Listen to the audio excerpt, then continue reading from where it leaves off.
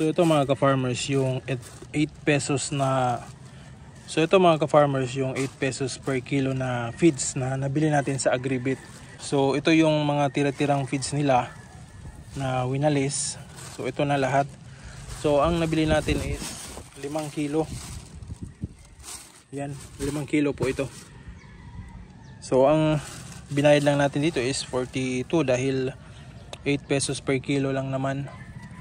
So ang gagawin natin dito mga ka-farmers ay ipipelletize natin. So titingnan natin kung maganda ba yung kakalabasan o magiging resulta sa 8 pesos, kung gaganda pa ba yung itsura nito.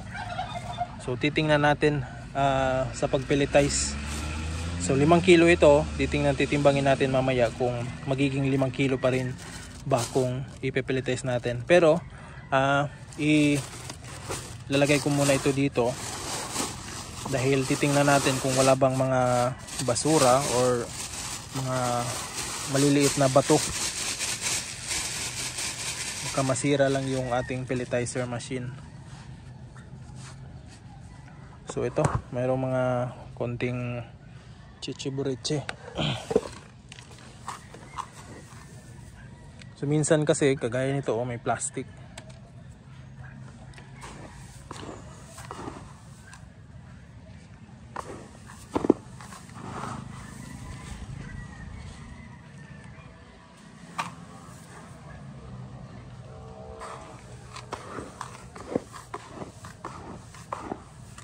Yan, may dahon. May mga lambo. Pero kanina ay parang nilinis na ito ng boy na nasa Agribit.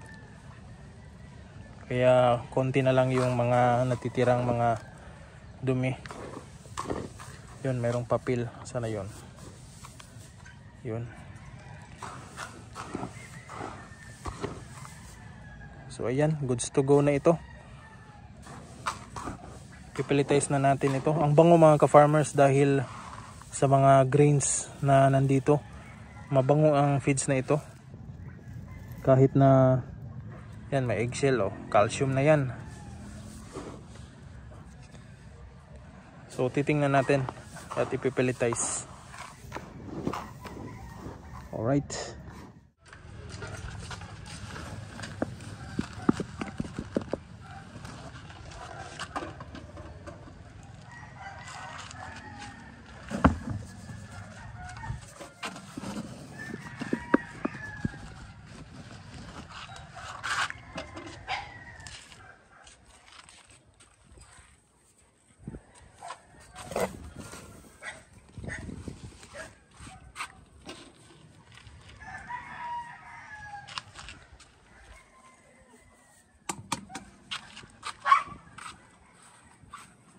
Ito naman yung Copramil.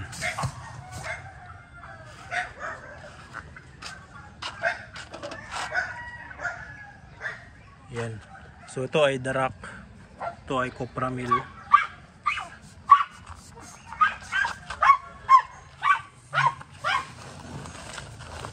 Ito naman ay Cattle Concentrate. Cattle Concentrate.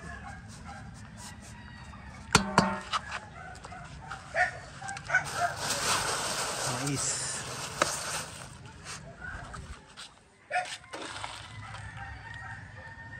Good.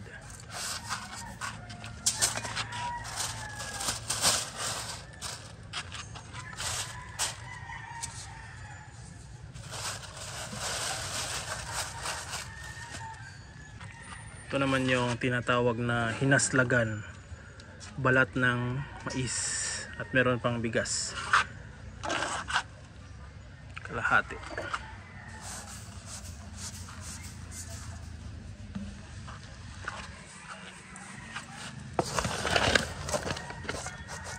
₱8 per kilo na feeds.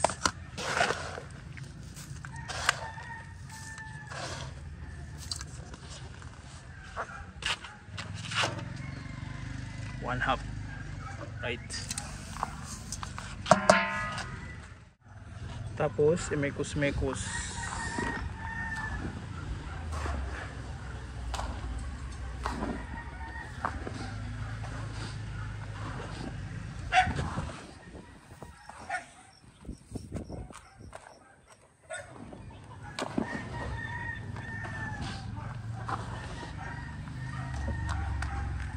gagamitin ko lang yung dalawang kamay ko.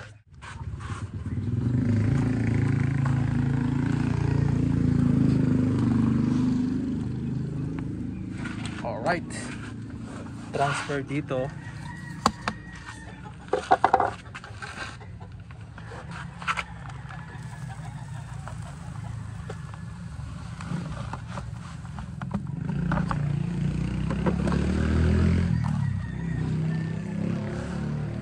Ito na yung ipapelletize natin mamaya.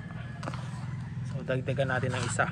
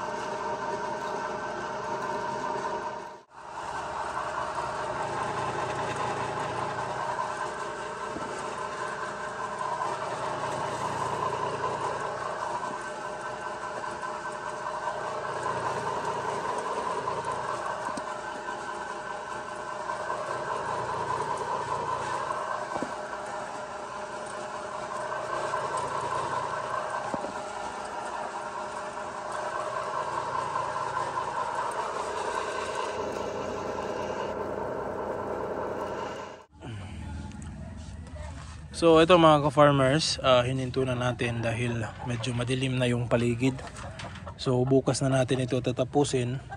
Ito yung kanina na mix natin. Ito. So madami pa. Bukas na natin yan itutuloy dahil madilim na. So medyo maingay kasi ito. So yan. So madami pa yan, konti lang yung nakuha mga ka-farmers, ito lang. So at least bukas meron na tayong maipatuka sa ating mga manok. So aabot pa ito ng siguro bukas at sa makalawa. Dami na to. So bukas na natin yan i-pelletize dahil gabi na. So ito yung kanina mga ka-farmers, yung 8 pesos per kilo na feeds. So ayan mga ka-farmers, mas maganda na kumpara kanina. So walang ibang halo ito kundi yung nabili natin na 8 pesos per kilo lang. So ito ay 5 kilo pa rin yung bigat.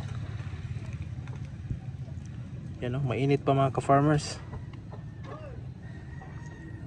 So ito pwede na i-direct ito sa mga manok. Makakain na naman nila ito doon sa mga manok natin na nagme-maintain lang ng patuka. So yan, no? So same pa rin ang amoy kanina nung nabili natin. Mabango pa rin dahil sa grains. Pero ito ay compact na. Yan, no?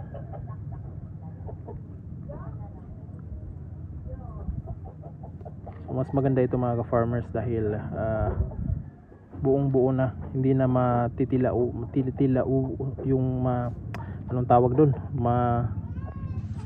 so ito mga ka-farmers, hindi na matidilaukan yung ating mga manok kapag kakain ito kasi wala nang powder.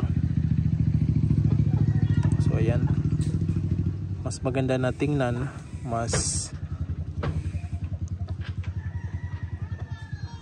yung pellets natin ay maganda rin. Yan, medyo mainit pa nga.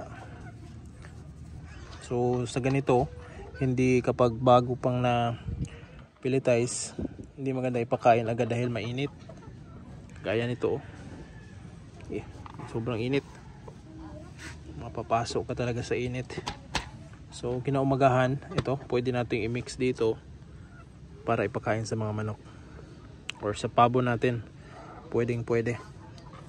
Alright, so at least ito mga ka-farmers, mas maganda tingnan yung 8 pesos ngayon ito kumpara dun sa 8 pesos kanina.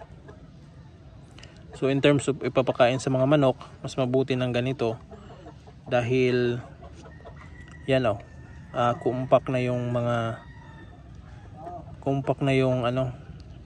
feeds.